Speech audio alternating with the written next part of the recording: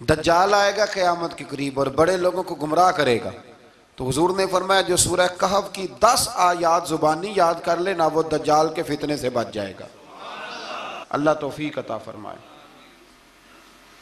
اس سورہ مبارکہ کی آیت نمبر 9 سے اصحاب کہف کا ذکر شروع ہوتا ہے. اصحاب کہف جب حضرت عیسیٰ علیہ السلام کو اللہ کریم نے چوتھے آسمان پہ بلا لیا نا تو دقیانوس نام کا ایک بادشاہ ہوا بنی اسرائیل کے اندر, بڑا ظالم تھا. اس نے گمراہی پھیلا دی اور جو لوگ معاذ اللہ کفر اور شرک نہیں کرتے تھے انہیں قتل کروا دیتا تھا. تو 7-8 نوجوان اپنا ایمان بچا کے بھاگے. او ہو اللہ اکبر, ساری دنیا مال بچا کے بھاگتی, وہ 7-8 نوجوان اپنا ایمان بچا کے بھاگے کہ یہ ہمیں کہیں کفر کی طرف نہ لوٹا دے. تو جا کے ایک غار کے اندر چلے گئے تو ایک کتا بھی ان کے ساتھ ہو گیا.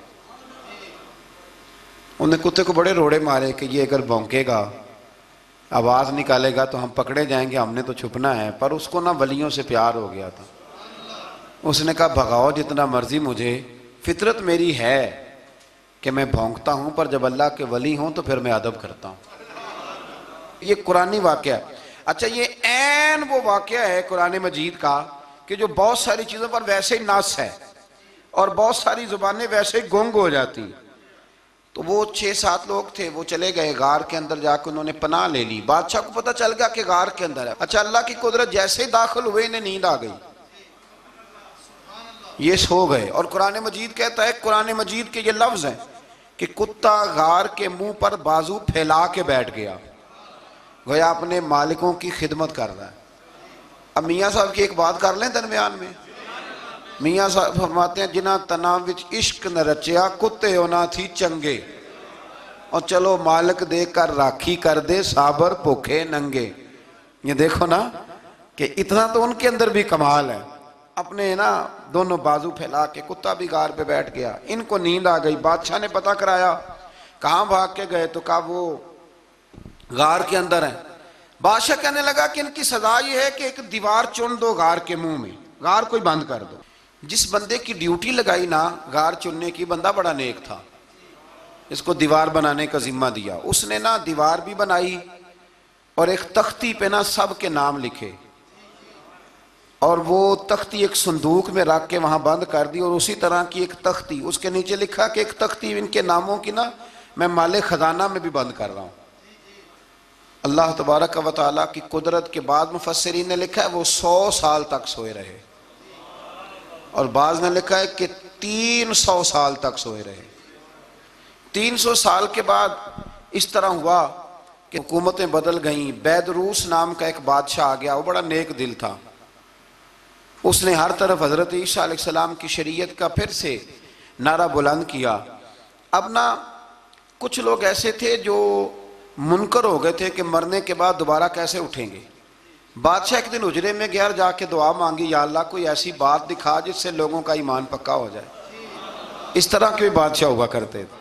تو رب کریم نے کہا میں نے تو پہلے یہ راز چھپا کے رکھا ہوا ہے, کھول دیتے ہیں. اس نے دعا مانگی اور ادھر کیا معاملہ ہوا, ایک چرواہا بکریاں چرانے والا وہاں سے گزرا. اس نے سوچا یہ دیوار ہے, اگر اس کا منہ کھول لوں نا کبھی تو میری بکریاں یہاں تھوڑا سا دھوپ کے اندر سستا لیا کریں گی. اس چرواہے نے کیا کیا کہ اس نے وہ دیوار گرائی تاکہ میری بکریاں اندر جایا کریں. وہ دیوار گرائی تو اس نے اندر 6-7 لوگ سوئے ہوئے دیکھے اور کتا بھی سویا ہوا دیکھا. اللہ تبارک و تعالیٰ اپنی قدرت سے, اپنے فضل سے ان کی کروٹیں بھی بدلتا رہا. اپنی قدرت سے ایک طرف انسان پڑا رہے نا تو اعضاء گل جاتے ہیں, ان کی کروٹیں بھی بدلی جاتی, مناسب روشنی بھی دی جاتی, حرارت بھی. اس نے دیوار گرائی تو ان کی آنکھ کھل گئی. ایک دوسرے سے کہنے لگے آج تو بڑی گہری نیند سوئے ہیں یار, آج تو لمبی نیند پوری کر لی, چلو بھوک بڑی لگی ہے ایک دوست کو بھیجو. یہ سارا واقعہ قرآن مجید میں موجود ہے, میں اپنے لفظوں میں بیان کر رہا ہوں. جاؤ ایک دوست کو بھیجو بازار سے نا کھانا لے آئے. پیسے وہی 300 سال پرانی کرنسی. وہ جب نان بھائی کی دکان پہ گیا نا سامان لینے, اس کو پیسے دیے تو نان بھائی نے ہاتھ پکڑ لیا, کہنے لگا میاں تو کدھر سے آیا, یہ کون سے پیسے؟ اس نے کہا پیسے کاہے کہ میں بھی سوچ رہا ہوں کہ حالات بدلے ہیں, سارے حضرت عیسیٰ کا کلمہ پڑھ رہے ہیں, ماحول اور ہے. اس نے کہا تیرے ہاتھ کوئی خزانہ لگ گیا ہے. یہ تو ہم نام سنتے تھے کہ یہاں کوئی دقیانوس نام کا بادشاہ رہا ہے، کوئی خزانہ، بتا کہاں سے لیے؟ شور ہوا، حاکم شہر تک خبر پہنچی، بادشاہ تک پہنچی۔ اس نے بتایا کہ بھئی ہم تو دقیانوس کے ڈر سے بھاگے ہیں، کل بھاگے ہیں یا آج سویرے، اتنا زیادہ ہمیں پتہ نہیں، کل یا آج سویرے بس نا، اتنا سا ہمیں یاد ہے کہ ہم گئے تھے۔ بہرحال لوگ جمع ہو گئے، اکٹھے ہو گئے، غار تک پہنچے۔ اب جو غار کے اندر تھے وہ پتہ کہتے کہتے لگتا ہے ہمارا دوست پکڑا گیا ہے۔ اب پکڑا گیا ہے تو اب بندے جمع ہو گئے، وہ اندر ڈر رہے تھے، تسبیح کر رہے تھے، اللہ کو یاد کر رہے تھے۔ ادھر یہ پہنچ گیا، جب ان لوگوں نے یہ جیتا جاگتا رب کے فضل کا نمونہ دیکھا، اور بادشاہ نے کہا کہ یہ کیا ہے؟ صندوق کھولا تو اس کے اندر وہ تختی لکھی تھی کہ یہ ان کے نام ہے، یہ دقیانوس سے ڈر کے بھاگے ہوئے ہیں، یہاں یہ سو رہے ہیں، اور اسی کی ایک تختی میں نے فلان جگہ بھی دفن کیا، وہ تختی بھی وہاں سے نکل آئی۔ اب سب لوگوں کی آنکھوں میں آنسو آئے اور سب کہنے لگے لا الہ الا اللہ، لا الہ الا اللہ، لا الہ الا اللہ، سب کہنے لگے ان اللہ علی کل شیء قدیر۔ جب ان کی بات پوری ہو گئی، لوگوں کے ایمان پختہ ہو گئے، تو اصحاب کہف کہنے لگے کہ ہمیں اب اجازت ہے، ہم پھر دوبارہ غار میں جاتے ہیں۔ وہ غار میں گئے تو رب نے پھر انہیں موت عطا فرمائی، نیند عطا فرمائی، تحفہ دیا۔ بادشاہ نے پھر اس کے آگے دیوار بنائی اور وہاں بادشاہ نے ایک مسجد تعمیر کرا دی، لوگ زیارت کرنے جاتے۔ یہ اصحاب کہف کا ذکر ہے۔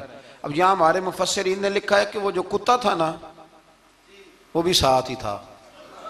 اللہ قیامت والے دن اسے انسانی، یا تو انسانی شکل ملے گی، یا جیسے رب کا فضل ہوگا رب کریم اسے بھی جنت عطا فرمائے گا۔